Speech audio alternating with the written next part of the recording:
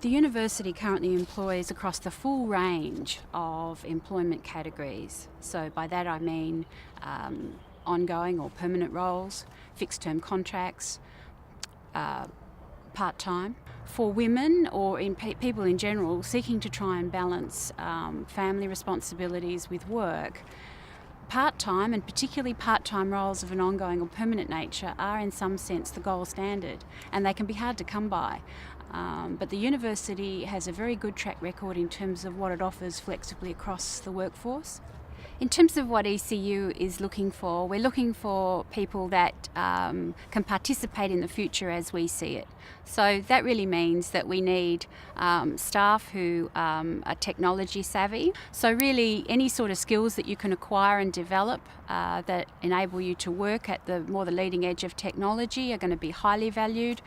Your capacity to manage information and organise yourself is very important, because we live in an information overload situation most days of the week. You've got to be able to cut through, to work out what your priorities are. So essentially people that can be organised and work out priorities, that's another important capability we look for. Communication skills. We need you to be able to communicate reasonably well on a verbal and a written level. We also need people who know how to work in teams. That means sharing in the glory as well as the pain of being in a team, supporting others. We need people who can network across, because inevitably large organisations are silos, and we need people who are willing to let go a little bit of the old way of doing things and actually embrace new ways and come up with new ideas, and that means you're a learner. So it's ironic that we teach and we have students, but we also need staff to be learners as well. We have a lot of young people that uptrain and stay in our industry, which is fantastic. You know, it's really good to see that we've got up and coming young people that have chosen to do on-the-job training instead of going to university and staying with us in retail. Because in Australia, quite often it's not seen as a career. It's seen as the job you do while you're at school or as a student. But increasingly we're getting young people that are seeing it as a career opportunity. We look for people that are people. So people that communicate and are great with service. That for us is more important than ticking boxes on, you know, are you good with numbers or whatever, because every single person in our store has to deal with the public, and we pride ourselves on customer service.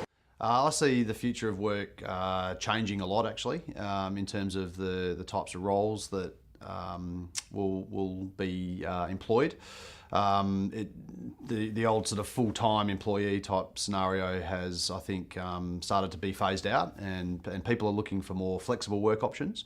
And I think employers are looking for a lot more flexible employee options as well. You know, I think just choose something that you enjoy, go and get some education or some training in those things, and just be confident and go back out. And I guess also be happy to start at the bottom and work your way up. You know, if you're in a new environment or in a new kind of area. Job opportunities at the moment, like the so-called sharing economy with things like Airbnb and Uber and Airtasker and things like that. It provides everyone more opportunities to perhaps work on that really sort of casual basis, but they're almost like they're working on their own terms at their own time, and they can do that, and you can fit that around the rest of your family life. And I think it's good that the family life is getting put back into priority for a lot of people. I think that whole sort of working 12 hours a day, 6 days a week, which might have been in the sort of maybe the the 80s or 90s, and the family comes second. I think those days are pretty much gone now, and people putting work-life balance and family life in front of work, which I think which is good. Yeah. Most of my staff are casual or part-time. A little bit of flexibility.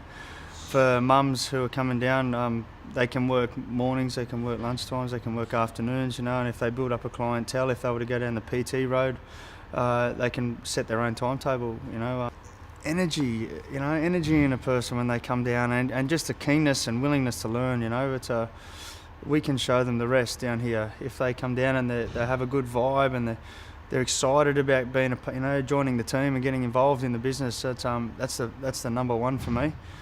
our female trainers do an awesome job, and it's I don't see it as being unbalanced at all. There's plenty of room for women in this industry, and they do a great job. So every facet of the business, there's women involved, from the bookkeeping to waitressing to being in the bar, kitchen hands.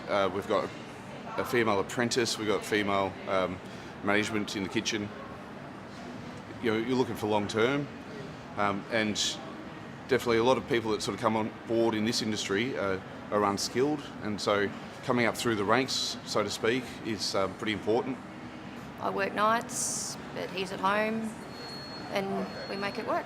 I always keep going forward, pushing myself, learning. You never stop learning.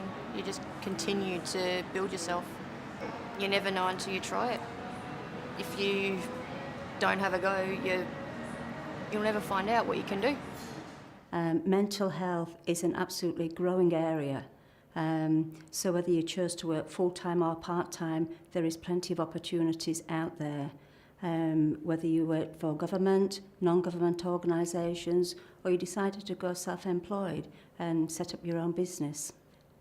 Set your goals, set your dreams, and go for it. Have a plan, and then break down the plan so it's manageable pieces so that you can reach your ultimate goal.